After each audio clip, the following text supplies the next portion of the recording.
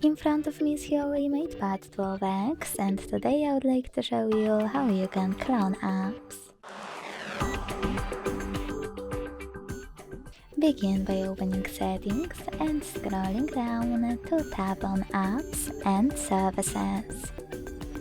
Then hit App Twin over here and click on gray switcher next to one of your apps you wish to clone. Then go back. So now when I check my app, I can see that it was successfully cloned. To delete this clone, go back to the same settings and click on No Blue switcher. Then confirm your choice in the pop-up. Thanks so much for watching. If you enjoyed this video, leave a like, comment and subscribe.